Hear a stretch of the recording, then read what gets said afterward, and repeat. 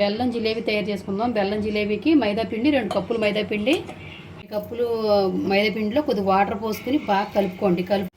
Night ఇలా కలిపేసి ఉంచుకున్నాం పిండి ఇలా ఈ మాత్రం ఇలా చిక్కగా ఉండి అక్కడ ఉబ్బుతూ ఉంటుంది పిండి, బాగుంటుంది. పెరుగు కలుపుకునే పని ఉండదు నైట్ కలుపుకుంటే. అప్పటికప్పుడు కలుపుకొని వేసుకోవడానికి మటుకు కంపల్సరీ పెరుగు కలుపుకోండి. ఇది ఇలా ఉంది కాబట్టి పాకం పెట్టుకుందాం. బెల్లం పాకం ముందు పాకం పట్టుకుందాం. ఏ కప్పుతో అయితే పిండి తీసుకున్నామో అదే కప్పుతో 2 కప్పులు బెల్లం, 2 కప్పులు బెల్లం వేసుకొని 1 కప్పు వాటర్ పోసుకోండి.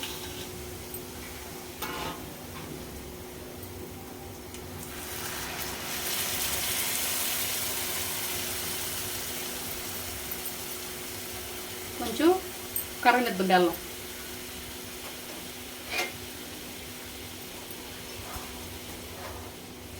ఇది నలకల కట్ట ఏమీ లేని బెల్లం, అందుకే నేను ఇలా తీసుకున్నాను డైరెక్ట్గా.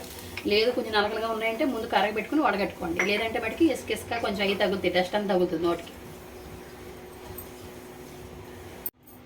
పాకం ఇలా చిక్కగా దగ్గరికి వస్తే చాలు. కొంచెం మీకు తెలియాలనుకుంటే ఇలాగ బంకలాగా అంటుకోవాలి చేతికి, తెలిసి ఇలా అంటుకుంటే సరిపోదు కరెక్ట్గా. ఇందులోనే కొద్దిగా విలాచీ పౌడరు, కొద్దిగా ఫుడ్ కలరు,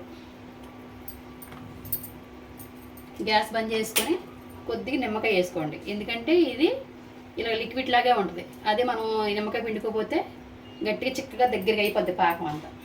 అందుకు కంపల్సరీ నిమ్మకాయ కానీ లేదంటే నిమ్మప్పు కానీ వేసుకోండి.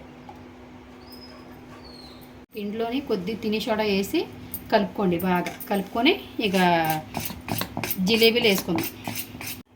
ఆయిల్ ప్యాకెట్ తీసుకొని ఇలాగ పైన ఓపెన్ చేసేసుకొని దీంట్లో పిండి వేసుకోండి.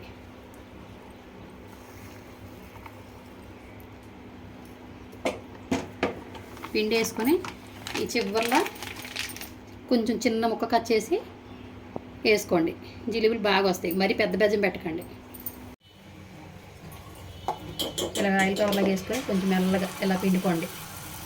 రౌండ్గా షేప్ రావాలంటే రాదు, మనం అంత పర్ఫెక్ట్గా వేయలేం కాబట్టి. అలాగా జిలేబీలా పిండుకోండి అలాగ రౌండ్గా.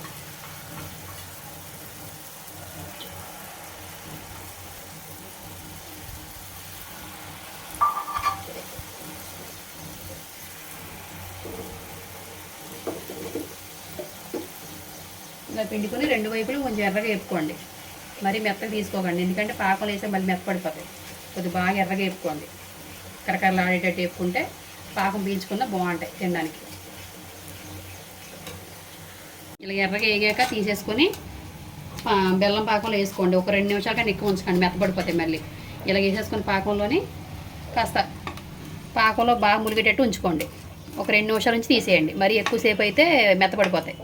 చూసారా ఇలా ఉండాలి పాకం. ఒకవేళ కొంచెం గోరెచ్చగా ఉంటే పాకం బాగా పీల్చుకూడదు. కొద్దిగా గోరెచ్చగా ఉంచండి పాకాన్ని, మరి వేడి చేయకండి.